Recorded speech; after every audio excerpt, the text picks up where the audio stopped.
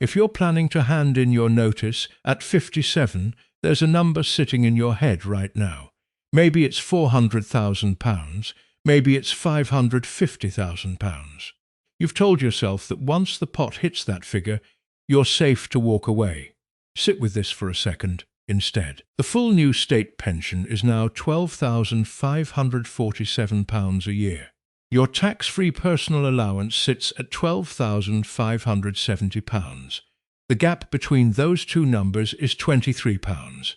Almost every pound you pull from your own pension to cover the years before that state pension lands is now sitting inside the tax system, not outside it. Most retirement calculators quietly skip one part of this story. They assume your state pension shows up at 67. For plenty of people watching this, that's already the case. But the rise to 68 is already written into law, and the government's own review into bringing that date forward is underway right now. If it moves, some of you watching could be exactly the age group it catches. I've watched people build a lovely spreadsheet around one clean number, 67, retire at 57 feeling completely sorted, and then get caught out years later when that number moves and their bridge runs a year short. In this video, I'm going through what a £250,000, a £400,000, and a £550,000 pot actually pay you each month after tax in the real world. Then I'll show you the bridge stress test, the extra amount you need sitting in reserve if your own state pension date shifts while you're already living off your pot. If you're between 55 and 65 and you're genuinely trying to work out whether you can afford to stop, stick around. We track the specific UK rule changes that the big generic finance channels tend to skip over. To retire at 57 with what most people would call a moderate lifestyle, the Pensions and Lifetime Savings Association puts that at £32,700 a year for one person. A pot of £400,000 only gets you roughly £2,125 a month after tax. That's because for the first 10 years of your retirement, you are the only source of income in the house. There's no state pension arriving to top you up yet, and that £2,125 figure isn't fixed either. It moves with how you actually take the money out, and most people never stop to check which method they've defaulted into. Think of this as your identity protection line, the income you need to still feel like yourself, without selling the house or cancelling the one holiday you actually look forward to each year. Most people draw their pension using something called UFPLS, where each withdrawal is 25% tax-free and 75% taxable. While you're living on that money alone, before your state pension kicks in, most of the taxable portion sits comfortably under your personal allowance, so the actual tax bill stays fairly light. The trap shows up later. Once your state pension starts at £12,547 a year, it swallows nearly your entire personal allowance of £12,570 on its own. Any private pension income after that point gets taxed at 20% from the very first pound, because there's no allowance left over to shelter it. You spend a decade drawing mostly tax-free. Then the moment your state pension lands, your own pension quietly turns into taxed income overnight. That's the same year your car insurance renewal and your council tax bill haven't gotten any cheaper, so a tax bill you never budgeted for lands at the worst possible time. This is the trade you're actually making. Draw tax-free money now, while you can, and accept a tax tap later once the state pension arrives. Take two people withdrawing the same £2,125 a month. One does it before their state pension starts, mostly tax-free. The other does it after, taxed at 20% from pound one. Same pot, same withdrawal, close to £500 a month difference in what actually lands in their account. The Pensions and Lifetime Savings Association updates these moderate and comfortable income targets to reflect real inflation, and their current £32,700 figure for a moderate single retirement is exactly why so many £400,000 plans feel comfortable on paper and tight once you're actually living on them. None of this is really about which product the money sits in either. A workplace pension and a SIP behave the same way once you start drawing from them.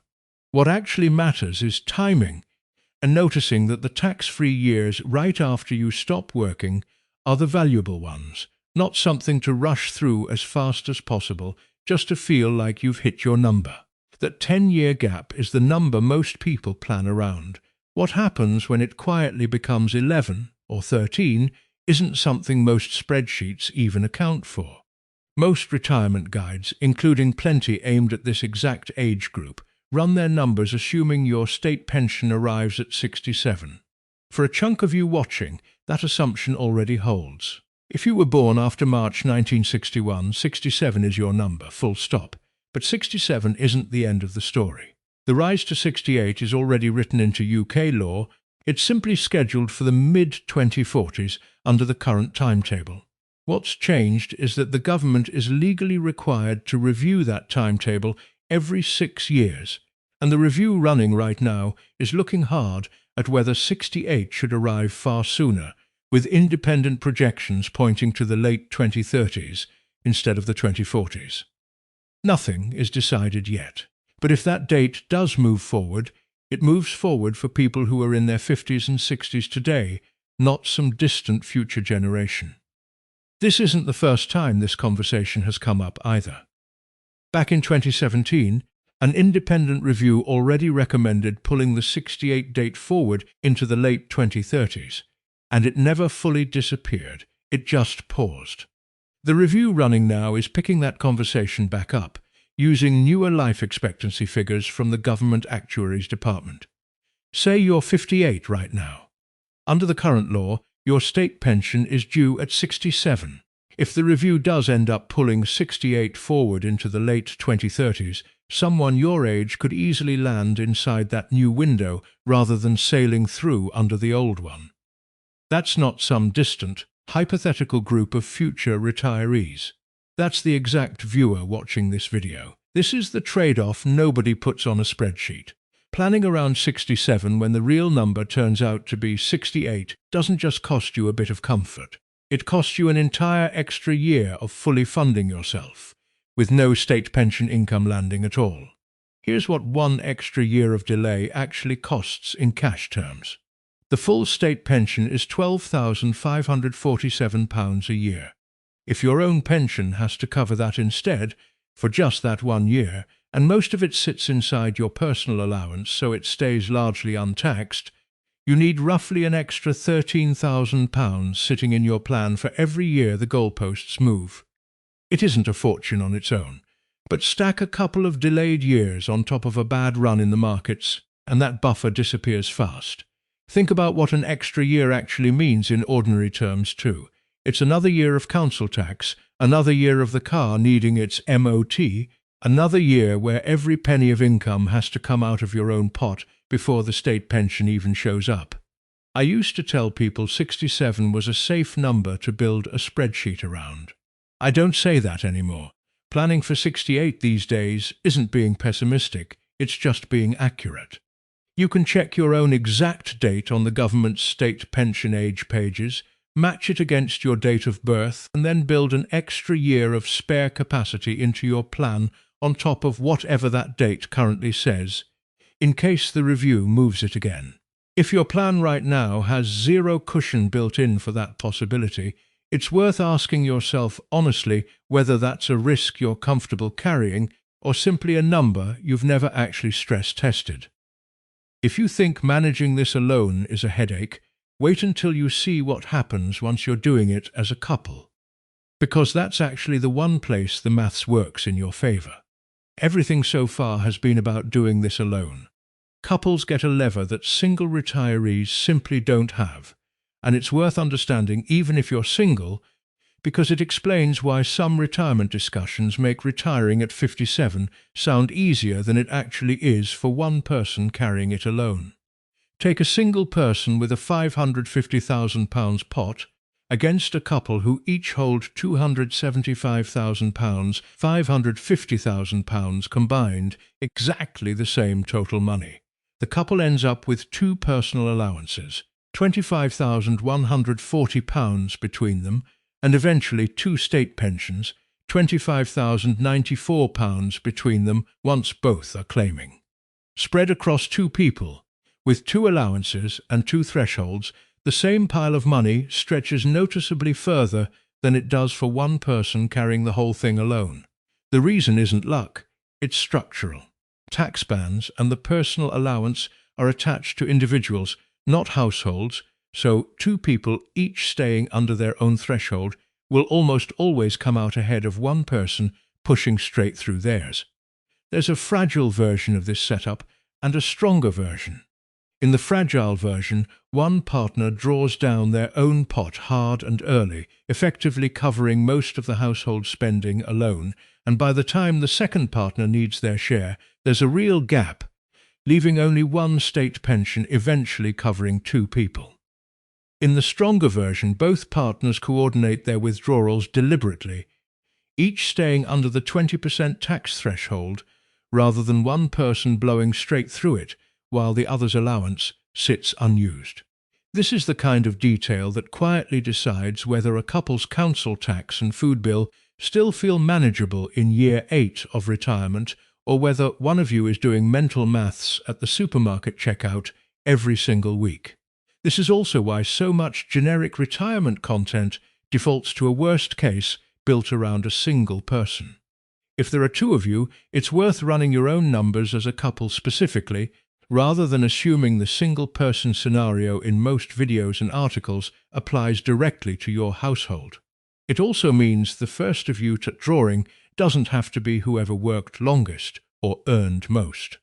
Whoever has the lower income in a given year is usually the one who should draw first, simply because they still have more of their personal allowance free to use. In practice, that just means sitting down together and deciding who draws what each year, rather than whoever asks first getting paid first, and revisiting that decision annually instead of setting it once and forgetting about it. If you're planning this with a partner, this coordination point is worth working through properly together, rather than assuming it sorts itself out. Picture Mark, 57, made redundant just as he was already weighing up retiring anyway, with £400,000 sitting in his pension. He decides to treat it as the retirement he'd half planned for regardless. Then, in year 1, the market drops 15%. If Mark keeps withdrawing his usual £2,125 a month regardless, he's selling investments while they're down just to fund his lifestyle, which locks in losses that would otherwise have had time to recover. Do that in year 1 of a 30-year retirement, and modelling shows it can drain a pot roughly 5 years earlier than if that exact same downturn had landed in year 15 instead. This is what's known as sequence of returns risk. And the reason it matters so much early on is simple. There's no time left for the money to recover before you've already sold it off to live on. Compare that to a version of Mark who kept 2 years of spending, around £50,000 sitting in cash outside the markets before he ever handed in his notice. When the 15% drop hits, he pauses his pension withdrawals for a stretch and lives off the cash bucket instead, giving his investments room to recover, rather than selling straight into the bottom. After the 2008 crash, UK markets broadly took somewhere around 2 to 3 years to recover their losses. A 2-year cash buffer isn't an arbitrary number. It's built roughly around how long a genuinely bad downturn has historically taken to work itself out. Building that buffer doesn't need to happen in one go either.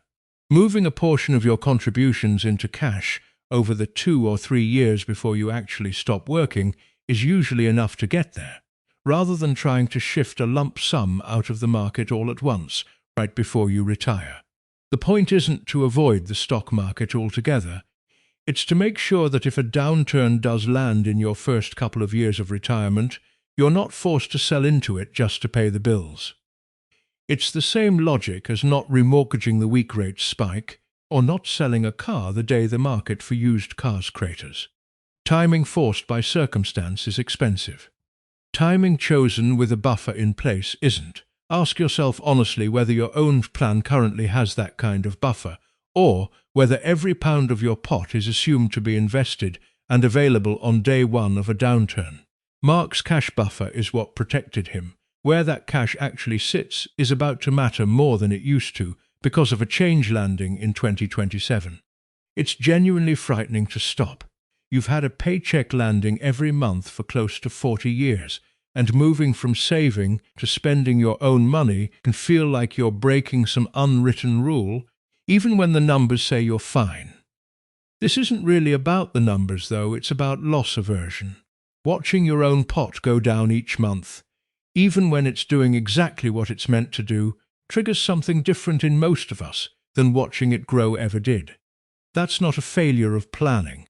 It's just how loss feels different from gain, even when your energy bill and your weekly shop haven't changed at all. That feeling is completely normal, and it doesn't mean your plan is wrong. Plenty of people who retire perfectly comfortably still check their bank balance more often in the first few months than they did in the previous 10 years combined, even though nothing about their actual spending, their council tax, their prescriptions, their weekly shop has changed at all. That habit usually settles down once you've lived through a full year of it and seen the plan hold. If full retirement at 57 still feels like too big a jump, there's a softer version worth considering. Rather than stopping completely, working just 2 days a week until 60 gives you a middle step, income still landing, but far less of it needing to come out of your own pot. Covering something as simple as the weekly grocery shop, save £500 a month, through part-time work instead of drawdown cuts what you need to pull from a £400,000 pot by roughly 25%. That single change meaningfully lowers the risk of running short if the state pension age does end up moving to 68 while you're mid-retirement. None of this means you did anything wrong by not having a bigger pot at 57. It means building in a buffer, whether that's cash, part-time work, or simply flexibility, tends to matter more than chasing one perfect number. Start with your own gap years. Work out how many years sit between the age you want to stop and 68, not 67, given what the current review could still do to that date. Next, protect your tax-free lump sum. It's tempting to spend it on the kitchen or the car the moment it lands, but keeping at least part of it earmarked as your bridge fund gives you real flexibility if your timeline shifts. A lot of people treat that lump sum as a windfall the day it lands and only realize years later that it was actually meant to be their bridge income in disguise. Then check your ISA. From the 6th of April 2027, the amount of that allowance you can hold in cash drops to £12,000 a year for anyone under 65. If you're planning to shift savings into cash before then, that's worth actioning ahead of the deadline rather than after it. None of these steps need to happen in a single afternoon. Working through your gap years, your lump sum, and your ISA position over a few sittings, and then revisiting all three once a year tends to catch problems long before they ever become urgent. I don't know your exact spending habits. Only you know whether you can genuinely live on £2,000 a month, or whether that number is wishful thinking. But I do know HMRC doesn't care about your intentions, only about what you actually withdraw and when. Retiring at 57 isn't reckless, and it isn't a fantasy either. It's a tightrope walk that gets a lot safer once you've actually stress-tested the years where nothing but your own pot is paying the bills. If any of this changed how safe your own number feels, that's worth sitting with rather than brushing off. If this kind of stress test is useful, subscribing means you'll catch the next rule change before it catches you.